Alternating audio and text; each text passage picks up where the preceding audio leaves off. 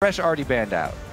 Yeah. Along with Elise in. On the other side, though, NaJin White Shield going for Maokai, taking away Zillion, and we'll finish off with Alistair. I think that's the most common 3 bans that we're seeing throughout these World Championship as a group. Yeah, and Hai's actually played a different champion in every single game, but honestly, by far and away, his most successful game, I feel like, was on Syndra. There's still a lot of things up right now.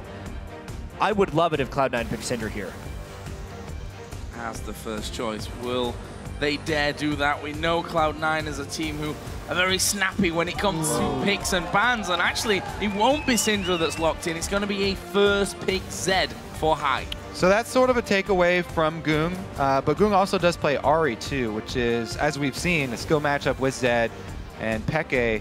When he ran that matchup, he got the advantage in it. Interesting, again, they are focusing here Gorilla. They snatch up that Nami as soon as they can. We don't get to see the Janna again. No, I mean, it didn't exactly go very well when he played it against Alliance. That was one of the things that got perfect game done. I feel like he just really wanted to play it, even though it didn't fit their overall team composition. I do think Jan is actually pretty good against Zed, but Nami can do the job as well. That's just a good amount of CC from their first 2 picks. Go. And again, the focus on Watch, this guy that a lot of people don't know from Cloud9. They banned out the Lee Sin, so Shield immediately, first round, they grab him a suitable jungler here. Elise once again. They have some good pick potential, some of that stacking CC that we've seen from these very successful skill shot combos between jungler and support so far.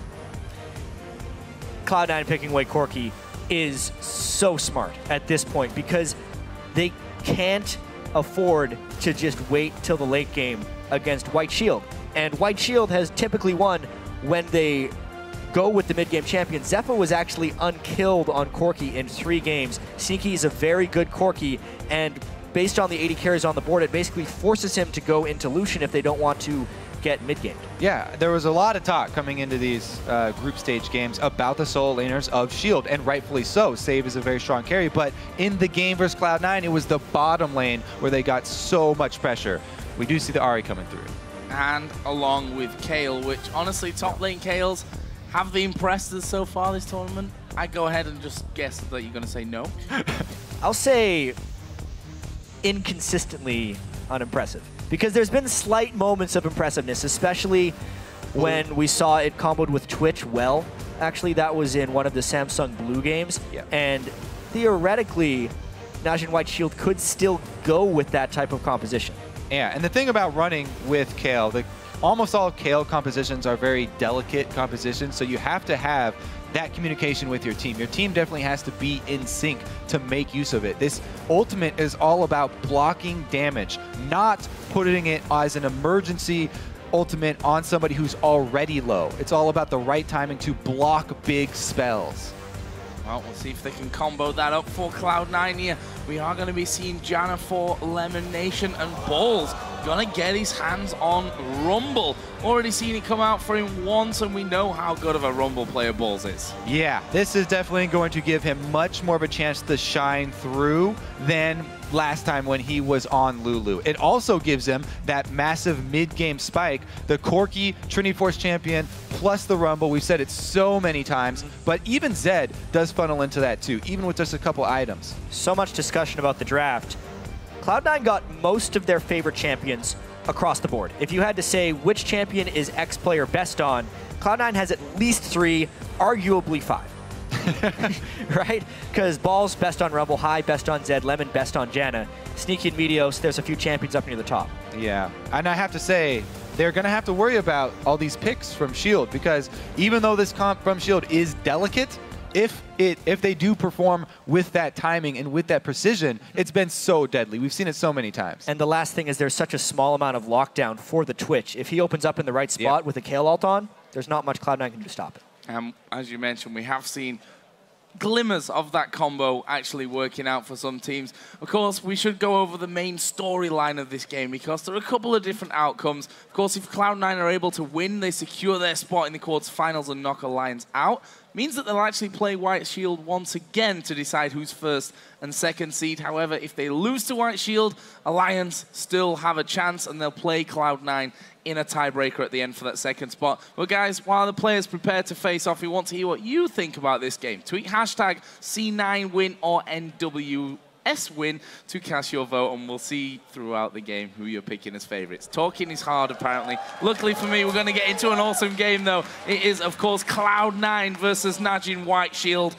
How is this one all going to go down? Big one for Cloud9. They could make their lives a lot easier by just winning this match straight up. All right, let's see if Cloud9 can get some deep lane wards down to see if there's going to be any sort of lane swaps here with Twitch. Now, Nami does have a strong laning phase, so even though Twitch is a bit weak, Nami can help him out with that.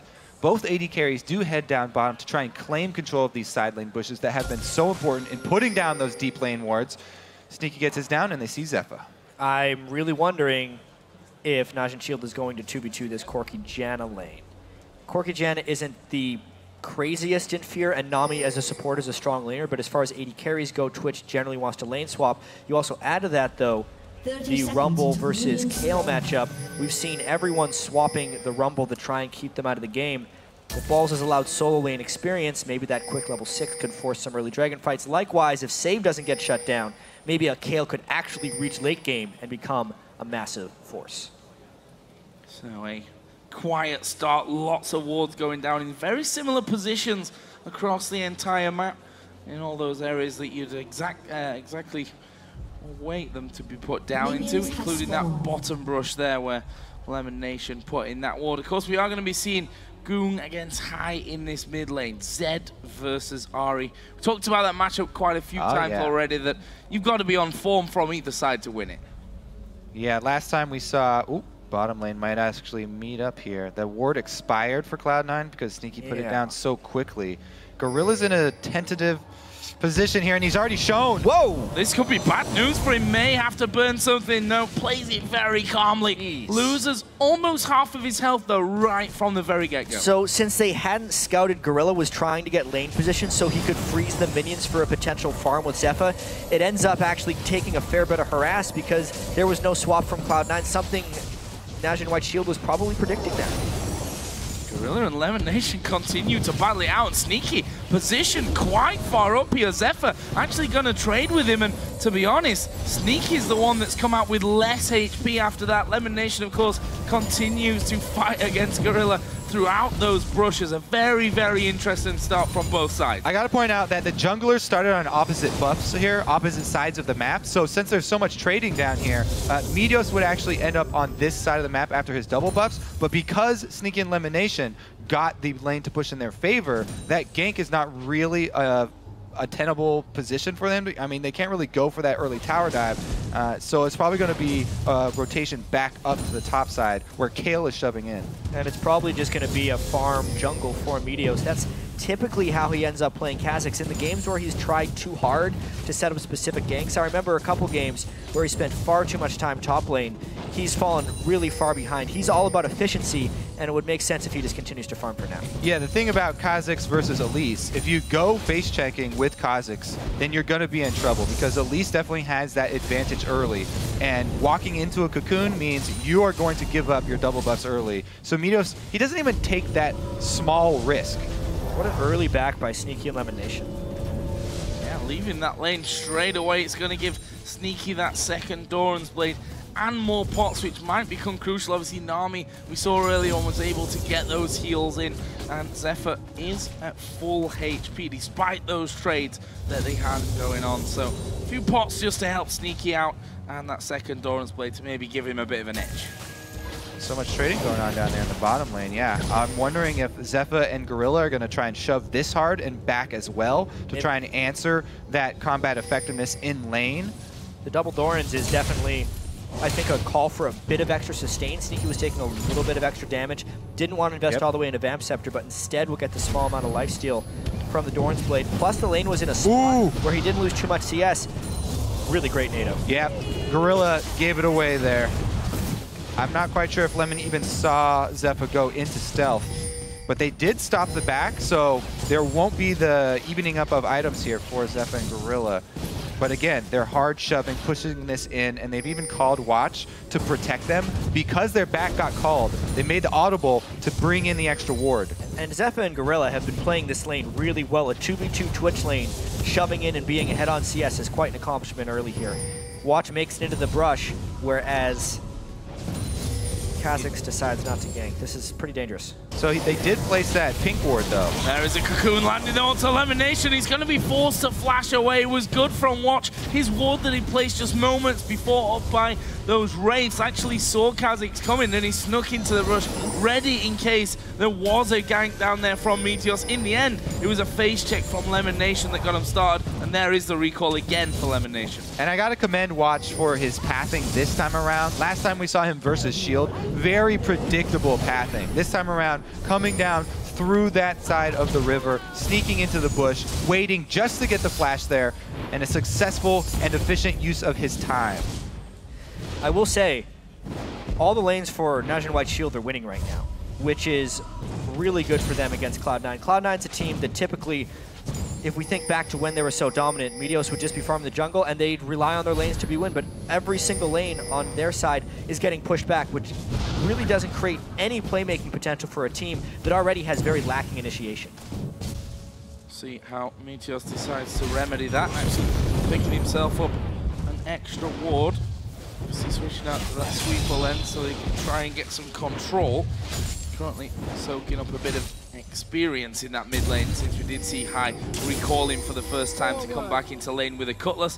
It's actually the Seeker's arm guard that we see Ggoong going for first of all, so he's going to be going up to that Zhonya's, whether he goes directly to that or just wants the Seeker's for and that. look at Meteos here, because he's so scared of getting counter ganked by an Elise, wards the very tip of that bush first, and it's only saves intuition that causes him to back off here. Balls gave that away with his, yeah. Zed also intuition left lane. And the fact Zed was MIA, so Ggoong's going, hey man, there's probably some friends heading up to the top lane, and he had to back away. Sometimes overcommitting and sending 2 people to gank is just too many, and you overcommit, you know, by giving away that there's no mid laner. It kind of ruins the jungler's gank when Meteos actually had a good position there.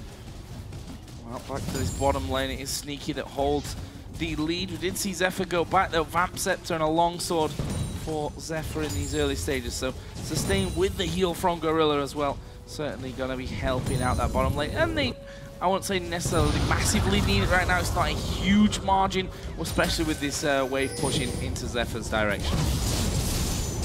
Yeah, that's fairly even down bottom still, and Twitch did get to go back to now have the upper hand as far as items in lane go, but I do want to talk about a little bit more about this shield composition, because during their gauntlet run, their 5 ranged comp was my favorite of their choices that they made, just because of the way that they play team fights so well. They spread out and they kite back for just long enough until you overextend and give them an opening, and they quickly turn it around on you. They have these options with the Nami bubble and the Elise cocoon.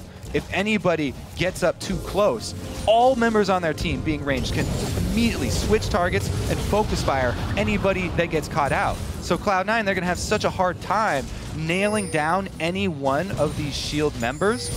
And as we said, it's a very delicate comp, but Watch always builds full tank on his Elise. Doesn't even go for the AP item for Elise. And he's going to be basically a stun bot. It's going to be made even harder by the fact for Cloud9 that they don't have any real initiation. Look at that team.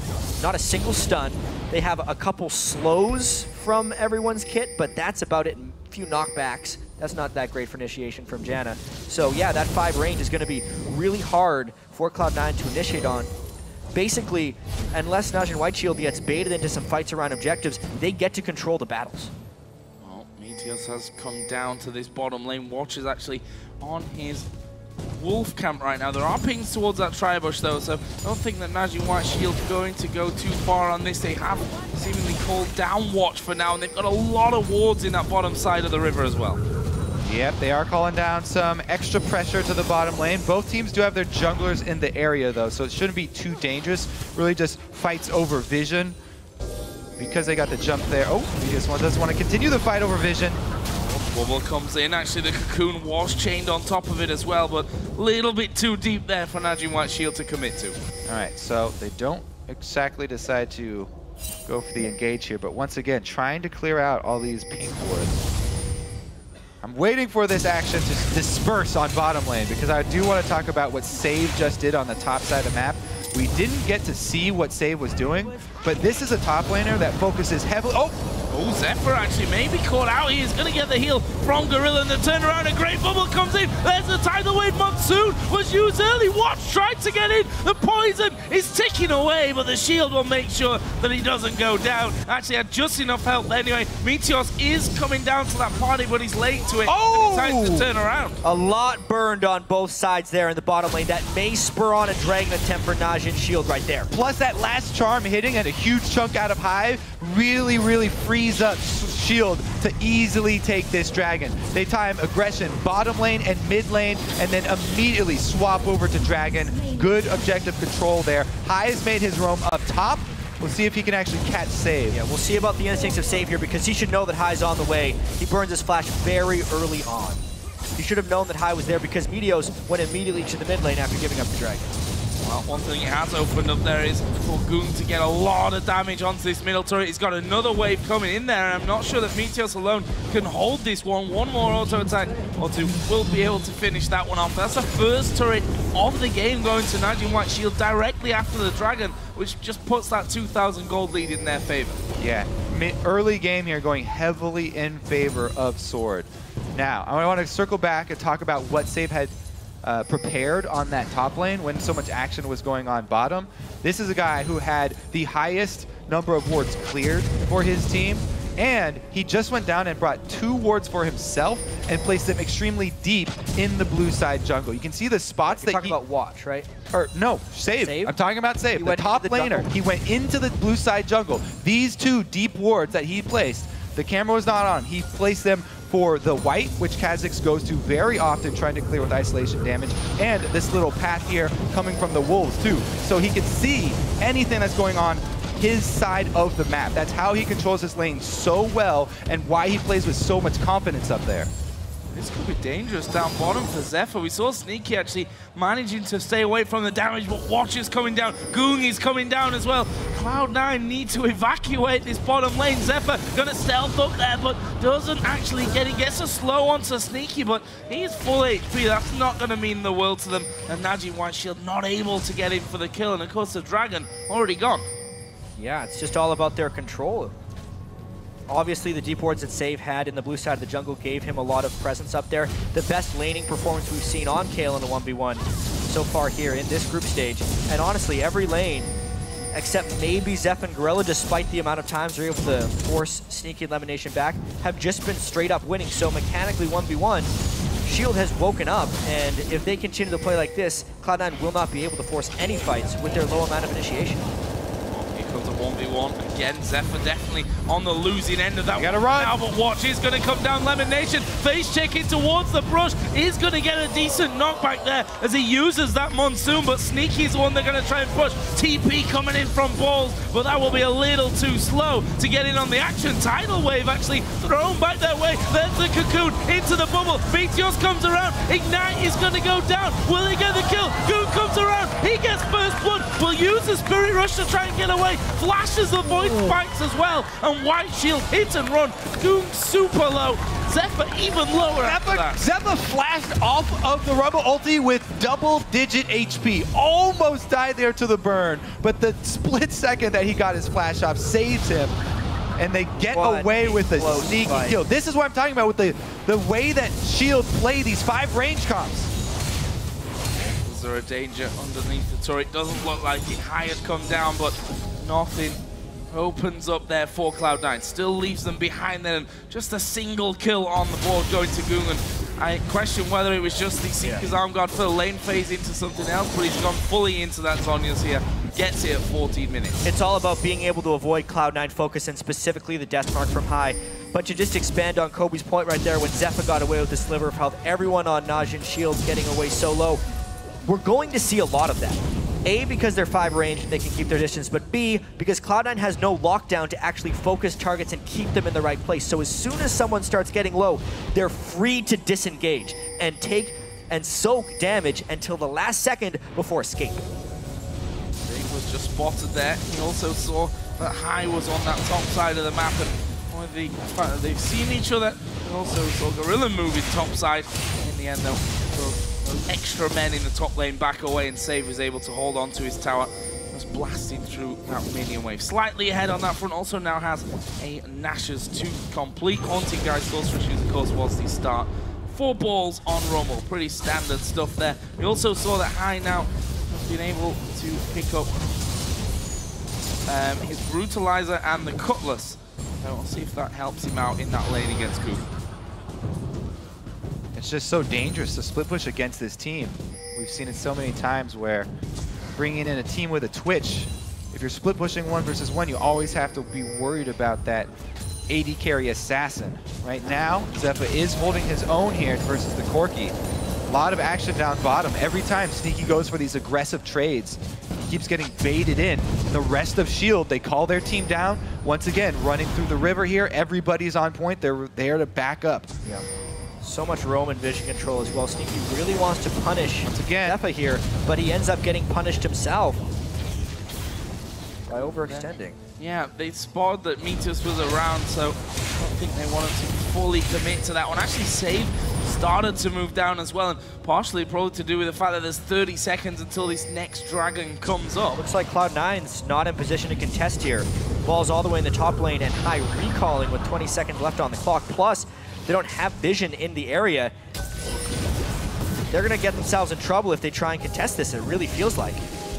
Watch it come around the side there as well. That was dangerous for a Cocoon through the wall. In the end, though, it leaves White Shield in a position to do the dragon. They're on top of a ward, though, so Cloud9 have full vision of them trying to set up that trap. There's a scan coming in, and White Shield will realize what's happened. There is Zefa. He's actually stealthed up there, so no full vision of him. The scan does come down. Dragon started by White Shield. Can they stop them this time around? I mean, it's getting so low. They're not really in position. If they try and fight, it's after the fact, and they don't necessarily have the ability to lock anyone down if they collapse. And Dragon without anything to be said by Cloud9. What are White Shield going to do? 5 men moving from that Dragon takedown straight into this middle lane. Actually, there's no real defense there. There were 3 men in the bottom lane. And this is White Shield now going to be putting a lot of damage onto the tower. Can they take it? Half HP gone already. Looks like they're waiting in the wings here. Cloud9 might engage. Oh, they're going to push it from the side. Balls. Where is he going to go? Equalizer onto 3 of them. Deathmark goes to the back. Watch is definitely going down. Ggoong may fall as well. He's super low. Gorilla comes in from the side. Tries the bubble, which she doesn't need in the end. And that will be a 2 for nothing. They got to shove back up mid and get a turret off of this. Cloud9 needs some extra global gold to even this game right back up. They've got a minion wave. They got control of mid. As far as the goal goes, though, Kobe, they can even it out really easily. They didn't even lose that interior turret, despite losing most of its health, and Sneaky was able to take the side turret while the fight was happening mid. Outer turret down for Cloud9. That actually gives them the turret lead and closes up the goal to just a 200 difference. They're going to be stealing away a blue buff as well, and so that won't be going over to Ggoong. Nice moves overall from Cloud9. Yeah, that was a combination of Shield being a little bit greedy. They send Zefa up top to answer AD carry split down bottom for AD carry split up top to get that farm. And they thought they could just 4-man this mid, but it was a beautiful Rumble ulti from Balls. Watch the position. He lines it up right next to the wall. So it doesn't even have to be straight in a corridor. It's right next to the wall. Everybody's through it. And High got a great ulti off with Zed timing it. Both members tried to jump away as soon as the ulti went off, so he traveled with them to get that huge chunk. That's the way Cloud9 has to fight if they want to be able to actually get kills, but it requires NaJin Shield to be pushed up pretty far because the chase distance in order to actually close those kills is really great. If NaJin Shield is turtling or if Cloud9 is doing an objective, it's going to be much more difficult for them to find those fights. That is just a really great sign for Cloud9 that they could find those fights, especially now that Meteos has gotten his second evolve, more slow from his W, better chase from Cloud9. Again, focus down bottom here though, and they've got the red side warded up, so Shield are going to see the reinforcements coming. It's up to LemonNation to shield the turret as much as he can. Honestly, didn't really do too much damage there, White Shield on that one. Still holding vision control. That's something that we've seen quite often out of these Korean sides when they kind of have that fight and realize that Dragon's gone down and that area might not be priority anymore for the blue side. They'll go in and try and get those deep wards in position so that they can keep a hold of that. Also means that they can more safely push the bottom side of the map. Yeah, and it's so important for Shield to do that because they love running these champions that pick people off from Fog of War. They're all about getting this deep coverage and keeping it that way. Cloud9, though, have defensively warded fairly well on that side of the map now because they've seen how much Shield are focusing down there. Right now, though, Zefa free farm at the bottom, 5 members of Cloud9 up top, so they need to make a play up top because they know the AD carry's not there. Right now, they're just getting vision. It's a Trinity Force window for Cloud9. Whenever Corki hits his Trinity Force, what is that team able to do with said advantage? Because Zefa, with that split push, being able to take down turrets will become more and more powerful. He can get a Ghost Blade, even now with the Blade of the Ruined King, he can start picking people off. It's all about the team fight right now with a level 12 Rumble who has his Leandries and a Trinity Force on Corki. So they do answer up top side. I like that they answer in a trade rather than trying to run down to defend because Zefa already had position down bottom. So Cloud9, they commit to this top side. They've warded up red side. Now it's them looking in the bush for a pick. Ggoong walks right by. Death mark down, but I don't think there's enough damage in there. Ggoong lost half of his health bar. Cloud9 utilizing those deeper wards that they've got in, even finishing off that red camp as well. Cloud9 really sticking together, trying to make picks of their own inside of the enemy jungle. If you look at the gold, there's basically 100 gold that separates them. And remember how delicate this team from Shield actually is. If Cloud9 ever blow up Zefa, then they will have a huge, huge advantage because you can see already 2 Hex Drinkers coming out. Most of the other damage on Shield is magic damage. Well, Ahri's got true damage and Kayle is sort of split. So they do have other answers, but if Twitch ever goes down, that is the main point of power for the Shield team. Absolutely. It's a good thing they have a Kayle intervention as well. I mean, we mentioned how squishy or fragile the NaJin White Shield composition is. Cloud9's comp is just as fragile. They don't have a tank line either, but they don't have that invulnerability. So if the team fights get late game, Cloud9 can't actually pile through to get to Twitch because Twitch will kill him before the intervention goes off. No one's going to be able to tank up enough to actually disrupt him well. So Cloud9 really has to act fast to make this game fall in their favor. Yeah, both teams really. It's going to be all about the positioning and those couple of seconds of damage exchange because both teams are packing a lot of damage. While they have a Kayle ultimate for Shield, Rumble ultimate can get multiple people low at the same time. So there are answers on both sides. Right now, once again, Shield are split. They're 4-1, and Cloud9 are trying to answer. So top turret goes down. They've got everybody committed to the Dragon to get vision around it. And if Shield funnel through one of these corridors, that would be the Rumble ult they're looking for. Going for Gorilla here. He throws a tidal wave, which catches a few of them. Will it be enough to keep him alive? Actually surviving for now. Oh, Zefa! They're going for Zefa. There is the invulnerability. Balls goes low as well. This is a big, messy fight. Meteos will jump away, but Ggoong chases through. Not quite enough damage with the on his return, he gets the kill. But Sneaky, he's still going. Where is he going to head to? He stood on a ward. Save going around the other side. I think that's the end of that fight now. Or is it? Meteos being chased down. Good thing they got that vision first. Good thing they got that vision first. 3-for-2 trade. You can tell how close these battles are. They balance on the point of a knife's edge. And that's the explosiveness we're going to see in all of these fights. This Dragon is not convinced yet about who is going to go to because they're so safe. Oh, Dragon at half HP. Cloud9 starts to move away. Save is going to burst down LemonNation. Meteos sneaky in the back. But here comes Balls from the side. Dragon, where did he go? He goes to NaJin White Shield. Save surely going to die to Balls though. But he's in trouble himself. Has to flash over the wall. What a bad turn of events for Cloud9 and a fantastic turn of events for White Shield. Save coming in there, popping LemonNation, getting a double kill, and then also forcing Meteos out the back of that pit to secure the Dragon for their own team. It was anyone's Dragon once the smite was gone, but Shield comes out big after some bloody fights. Yeah, such a risky play from Cloud9, and Shield capitalized on it perfectly coming down. All right, let's look at the beginning here. So High goes all in on the support. They draw out the exhaust as well. Good Rumble ultimate right on top of Zefa, and the ult from Lemon makes sure that Zefa can't even walk forward off it. There's the intervention that you talked about. It does save him for a little bit, but on that side with Meteos, he won't last long. Sneaky from the bottom side, of course, exploding watch, and then he's got Lemon to back him up with the extra attack damage for the shield.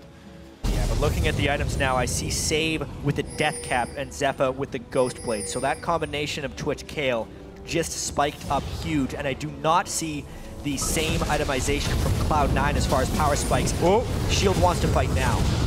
One thing that Cloud9 did just get, though, they've got these early Captain Boot upgraded Janna. So we talk about how close these fights are going to be and how important the positioning is. This Cloud9 team has a lot of extra speed that they can work with. Uh-oh, Sneaky though. Oh, there comes Zefa on towards Sneaky, who will just Valkyrie straight away from that one. Actually, you did the rat-a-tat-tat, but not got the damage there. Pokes him down. Meanwhile, High is split pushing this bottom lane, and White Shield needs to make a decision here. Well, it looks like they are going to swing back over and try and cut him off. It's up to the rest of Cloud9 to keep up the pressure or tell High to back off.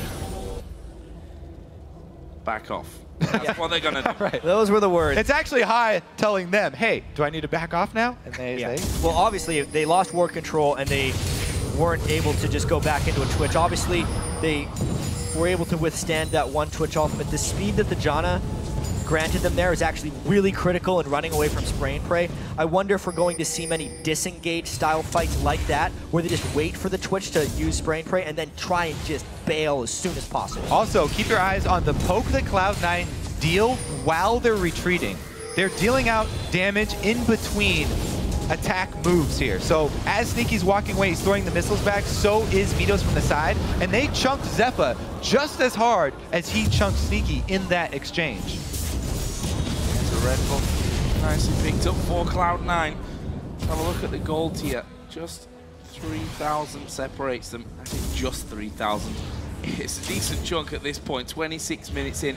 Cloud9 actually looking at Baron here. There's no vision, funnily enough, on that area of the map for NaJin White Shield, which means Cloud9 basically have free reign up towards that tri-bush. However, they've spotted High now going to that top lane. White Shield are moving in from the bottom side. Pink Ward in the Death Brush will spot them. They've got position on this mid lane here. Cloud9 look like they're going to commit to the split push, so they're going to leave High up there, but they can't get behind this turret in time. Well, it was way too low anyway, so that one goes down. It's going to be that inhibitor turret defense. They need to use a Rumble ult probably to get him off this. This is really poor positioning for Cloud9. NaJin White Shield gets almost the whole turret. Well, then, oh no, almost about it. They're going to take it here. Zefa will finish that one off, and that is the exchange that Cloud9 have taken, but will they keep going? High is pushing up there, and he's going to be chunking through that one. We see the recall coming in.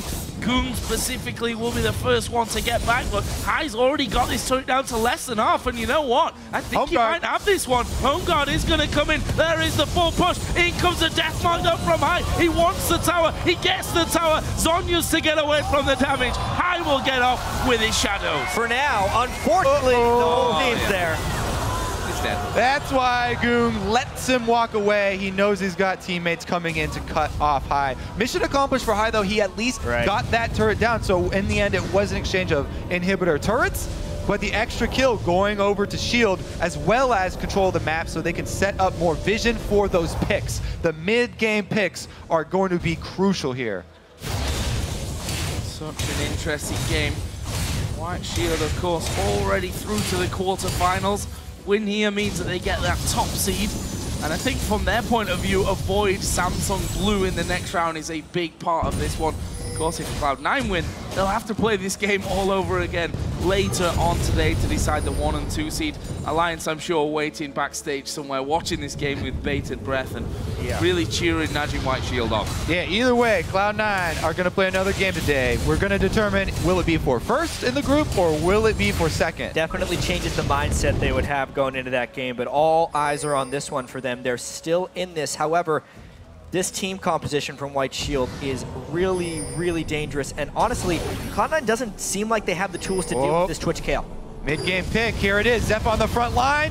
Oh, there is a tidal wave going through LemonNation. Preemptive flash there, and I think that's got him away from danger as Ggoong puts down the DFG. Got one more charge. The charm goes wide, but they've got Sneaky. He will just walk out as well, and that means that they can actually turn around a little bit more damage there, Cloud9. Close, though, on a couple of fronts. The early flash from LemonNation saved him. Wow, yeah, exactly. LemonNation, I mean, while this Janna is providing speed to the whole team, the speed boosts on individual targets for Shield are immense. So they put the Nami and the Kayle onto Zefa. He can position very, very easily, and they get enough of a health advantage out of that engage to take the objectives. Even though they didn't land the kill, because of the repeated waves of target swaps from Shield, they chunked down so many members of Cloud9. Well, they have control of the map. It's just the fact that Cloud9 can't retaliate when Shield does that, so they get enough damage done on them. And now, how do you actually run away from this? Well, that's the problem that they're having, isn't it? As the charm comes in as well, he lands on balls. Meteos still running. Can they actually finish off? No, he will Valkyrie out of there. And Meteos split pushing again. Stars. High is split pushing. He's going for the inhib. Is there a recall? Yes, but it's Nami. That's a squishy fish. You can't kill off a Zed with that thing. Well, he could delay a Zed, though, so it would be tricky for High to stay around.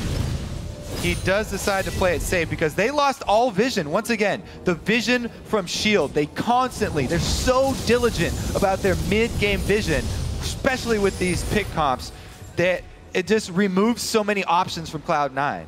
And what it's showing us as well, teamfight after teamfight, is that Cloud9 just has to duck and run as soon as they see the Twitch. If they decide to turn, it's the Kayle ult. So they really have to take a punch from NaJin White Shield and then try and land a counter, which so far, they take so much heat from the first punch, they're not ready for the counter, and Shield uses it to get dragons, they use it to get turrets. High split push is kind of the only chance they have, but even at that point, Save is getting to a point where he might just be able to kill High. Yeah, that first punch is a doozy of an uppercut. I speak for all of Europe when I say I don't really know what that means, but... That's the only move I knew in Mortal Kombat. It's the easiest one to pull off. Just keep spamming it. Like a punch right under the chin. He definitely hurts Save. I mean, Haymaker, is that better for you? Yeah, there we go. All right. Now I'm on the same page. Different punches, but all powerful. Yeah, they all hurt. Needlessly large rod on top of that death cap from the Nashes too. Cloud9 here actually grouping up inside of the mid lane. Just going to try and push that one back and looking for some damage over the side onto Watchu. Continued that build that he goes with Elise into, you know, the tanky type of build. Also got the haunted guys in there though as well, just to make sure that he is doing a little bit more extra damage. So we've seen Shield start almost every fight. If Cloud9 could somehow get High in a flank, ulting onto Kayle to force Kayle and ult on herself, then they could jump onto Zefa's Twitch. I feel like that's the only situation in a team fight where Cloud9 can come out ahead. They are dead set on the split push strategy, however. All right, still going. White Shield around the halfway point of the map. Will they pull a recall? Will Zefa go stealth and go into the front?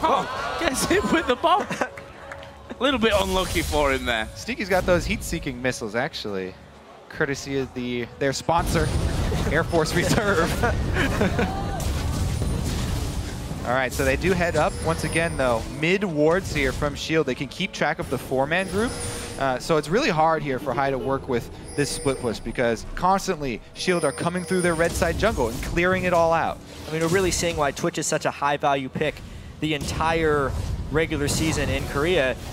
It shuts down split push well, and it also creates an amazing... Oh, High's going for it. He's got the minion wave there. It's just a Nami. That would really open him up to getting cut off. Can the rest of the team get vision? Yeah. That's what he's working with. High is just trying to read where the rest of Shield is, and every time Shield pushes back, they can't safely get vision, and they can't actually keep close to Shield either. They gotta have double threats here, so they're threatening for the Baron at the same time that High is threatening that inhibitor. Teleport here, High's gonna get this inhibitor, but he might die for it. Watch is there on the Baron as well, trying to stop them from doing that. And they've actually pulled them away from Baron, but they do get the inhibitor. There is a death mark going on to Gorilla. I can't see him escaping this one. He doesn't. The splat comes down. Where's High going to go now? He's kind of trapped inside of the base. DFG will be put his way. Ggoong is surely going to finish him off, but look at the damage back. High does a lot, but not enough. Inhibitor, but that's their main mid laner. That's their only mid laner down, and he's the highest level on the team. That gives 50 seconds here for Shield with a little bit of a power play. Those super minions up top, though, are going to be crucial for Cloud9. They need multiple points of threat for their team to work out. That's why they threatened the inhibitor. At the same time, they timed it with the Baron threat, pulling Shield in 2 different directions. And I think it's very unlikely that Shield tries to force a Baron during the downtime of High, only because we think about their 5 range composition and how, yes, they want to get fights with Zefa, but the one thing they don't want is to be backed up into a corner where they can never disengage or choose their fight. Baron would do that. They would be a victim to the Rumble Ult and the Corki missiles, and it's just not a smart idea for them to force. Those just nerves of steel from High, the main shot caller on this team, the one voice you hear if you get a listen in on their communications in game. He made that commitment to the top lane inhibitor, got it plus the kill to exchange to delay Shield's rebuttal here. Now they do have, they've got full vision control around that Baron. Lots of wards being scanned away here by NaJin White Shield. Zefa is stealthed up. Not going to have an opportunity to get onto anyone though. And Cloud9 have done a decent job of that in recent minutes, keeping themselves grouped up. I think that Cloud9 should invest in sneaky switching over to a scrying orb, because this Shield team is all about picks. They're not necessarily going to start the Baron. As you said, it's always going to be a dangerous prospect for them to start that Baron, so they'll be hesitant. But if they just get vision control over Baron, then they open up for picks. He's got a good spot here. Going on towards balls. There's a tidal wave. He's not by the monsoon. Actually gets the ultimate out, and Kayle meanwhile. They're going on towards Zefa. Can he finish him? No! Zefa lives and manages to get the kill on his way out. LemonNation at half HP. Is maybe going to try and lock down Watch here with Sneaky. Can they actually get in onto him though? Sneaky still going. There is the jump off to the race, and Watch will be able to walk away. 3 for 2 there in favor of NaJin White Shield, but look at them health bars. What a close fight that was, and we see Shield getting away with low health. That's going to happen. These fights are ridiculous. So that should give Cloud9 the Dragon, because they've got that inhibitor still down during this whole fight. But man, I want to go over High's use of his shadows in that last fight. It was ridiculous. Yeah. They got the intervention on the Zefa. Okay, so let's watch. Yeah, zoom in on High, because this is insane. They get the intervention onto Twitch here after he gets picked. High uses his first shadow, ultimate over to Gorilla. He can ult back to that shadow as soon as intervention is down, and he tries to pop Zefa with Meteos here. It was so beautiful, but they couldn't get him. The flash away plus heal, and Zefa survived with a sliver. That was the turning point. Even with everything High did in the shadows, the amazing thing is, White Shield won that fight. That's how hard it is for Cloud9 to team fight against this Twitch Kayle combo. The amount of outplay required to have a chance at killing Zefa is extreme. Talked about the precision needed for this team comp, for both of these teams to come.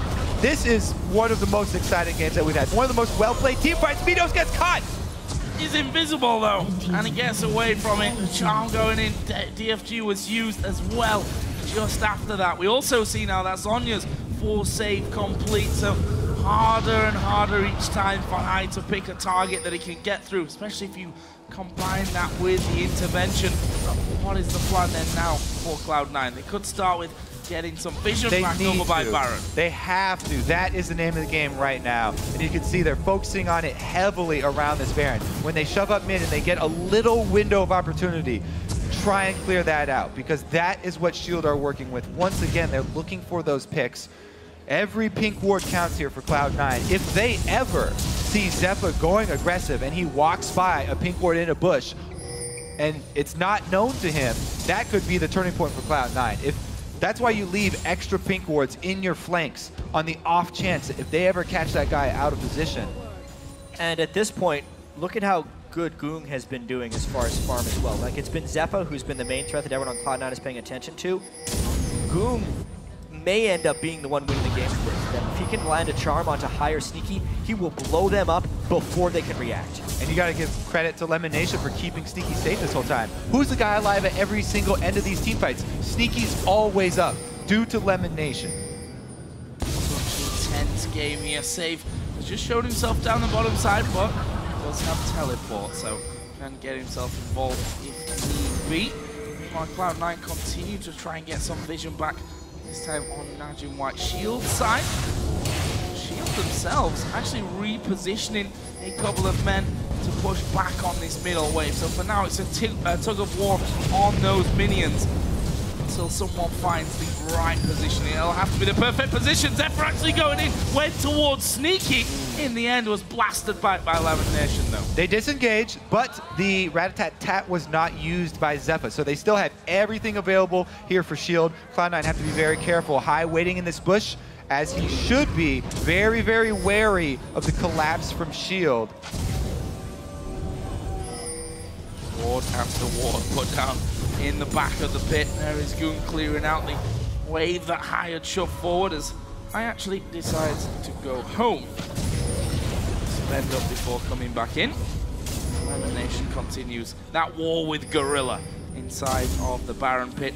All about getting each other's vision in and out of that one. He needs to be careful how far forward he goes there though. Save jumps on him. That's a lot of burst potential from that Kayle. They're making a strong move on mid here. They've got position with the minions. Charm barely missing, just an inch, and Shield take over, reclaim this small area of the river. Yeah, and Cloud9's been spending 15 minutes finding creative ways to avoid Shield. It's a wonder they've lasted this long, it feels like, because the potential of this team is just so great. High is not in a split push position here.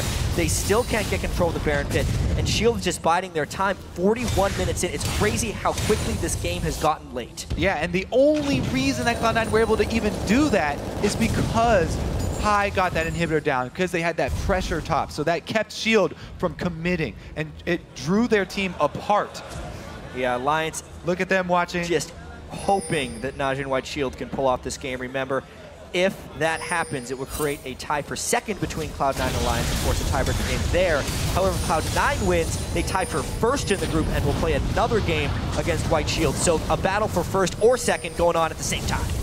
I have to say, Shield have done such a good job of slowly regaining control. He gets revealed, the missiles hit, so they've slowly regained control. They fought until their inhibitor respawned, and then they warded up that top side with a crazy amount of wards to make sure that if High ever goes for that split push again, it'll be really dangerous and he won't get in for that inhibitor.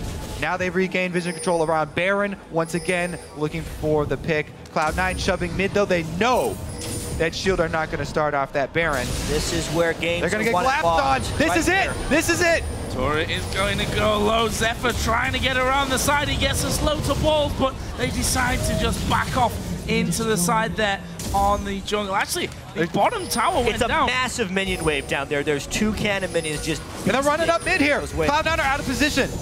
Oh, actually, they got Meteos behind them. High is also behind them here as well. What is the plan? They need to deal with that big minion wave that's already taken a turret on the bottom of the map. The charm from Ggoong goes wide, and he stays tense here in the middle. Both side lanes are pushing with massive minion waves. Shield are gaining small advantages as time goes on here, and they keep Cloud9 in the middle of the map. This is what Shield does. They won so many late games just letting the minion waves go back and baiting the other team into jumping to them because they have no other choice. Either Cloud9 goes back for the minion waves and gets rid of Baron, or they fight now. Zefa goes in! Oh, he's going for Sneaky as well. The Valkyrie instantly. LemonNation uses the monsoon. Instant equalizer as well. Zefa stood on top of it. Gets the intervention. Ggoong at the back. He's going to get one. Sneaky will go for him. Meanwhile, over by the Baron, Meteos gets Zefa, gets the reset. High is all over the place and will pick up the kill onto save. Ball still alive. Finish finished off by Watch, but Watch was going down as well. So double for High. It will be another one. It's KhaZix in the end that gets it. That's a 4 for 2. This is a chance for Cloud9 to push. Sneaky let Ggoong live after that Zhonya's. He wanted to join the rest of his team, so Ggoong got away with his flash. Now Cloud9 make the decision to go back towards Baron after pinging the turret. This is dangerous. Do not have much time. Ggoong can make this count. If he hits the charm on Sneaky and 100%s him. Meteos low on mana. Ggoong does not have an ultimate yet. 30 seconds until save if this one gets delayed. I wonder if Sneaky tries to jump over one charm. They got it low. It's going down quickly though. No flash to get over the wall, though. That's the danger here. The charm misses. Ggoong is going to get his W1, but it won't go that far. And there is the Baron going over to Cloud9. They're still 4,000 gold behind, but they've got the Baron, and they got to make it count. The biggest thing about that fight and how great it was for Cloud9, they had 2 GAs going into that. They did not consume either Guardian Angel. The fact that Zefa opened up and had to use the Kayle ult, the key is without Cloud9 committing. If they commit, Cloud9 loses, but the Rumble ult just intervention blocks nothing. That intervention was completely that Cloud9 just goes in. We said it was all going to be all about blocking damage with it. Meteos jumps in, gets the reset, and they again corner save.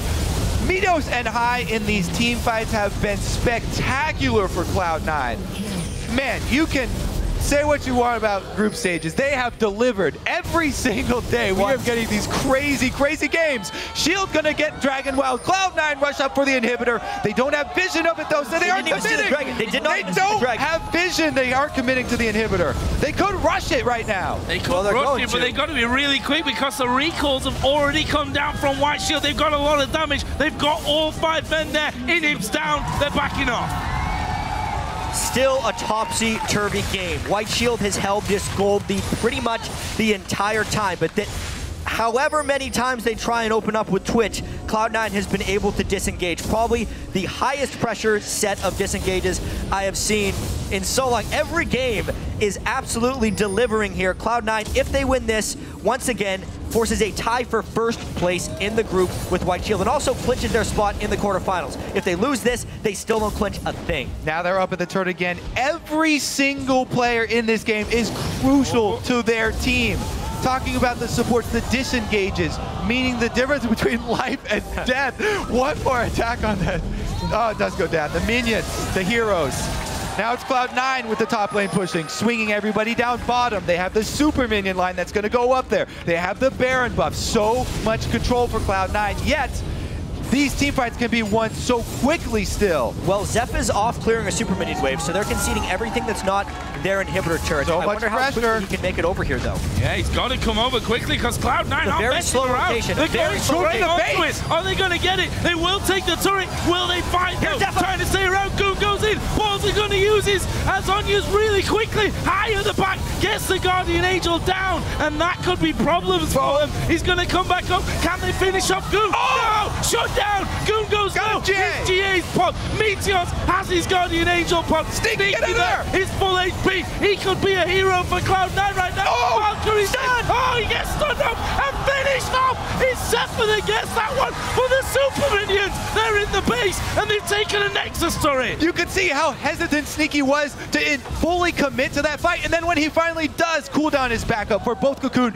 and Charm. Shield hit them, they stack them perfectly and take him out. What a huge, huge fight though. The base is in rubble. Dodged a bullet here because super minions were killing the Nexus during the duration of this fight. Such a crazy, messy fight. This was the most Cloud9 has committed yet, and you can see why it's so dangerous. Zefa, as he opens, gets the Kayle ult, so no choice of retaliation. High could not assassinate either, and remember, Ggoong is the sneak attack threat in this one. He dodges pretty much everything. The nerves get to Sneaky a little bit. They do not time the damage properly with the revival of the Guardian Angel. Sneaky misses a monster missile there. Meteos goes back out, and then Sneaky, when he commits, goes back up. Perfect stun.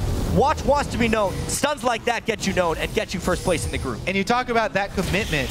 That right there, jumping in, Shield already were trying to pull back to defend their Nexus. So if you played a little bit more conservatively at that point, They may have been able to stick around and get more damage down on the inhibitor, but man, so close this team fight. Once again, though, a big chunk taken out of the shield base.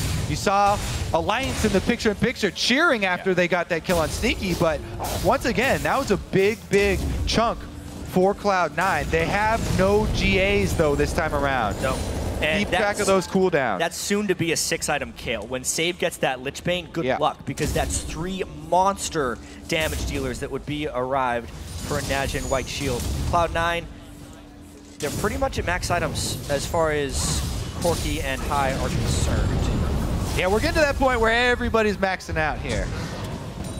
We are almost 50 minutes into this game. That tug of war that's gone on for, I think, what is 30 minutes by now, leaves Cloud9 still behind in gold kills, ahead in turrets, and already taken a good portion out of NaJin White Shield's base. The Nexus turret, of course, being a key component of that. They're pushing up to the inhib now. They got to keep making use of the super minions that are going on top. They need to make use of that pressure. Cloud9 did this last time with Baron. This time they do not have Baron. A good amount of poke onto Gorilla there.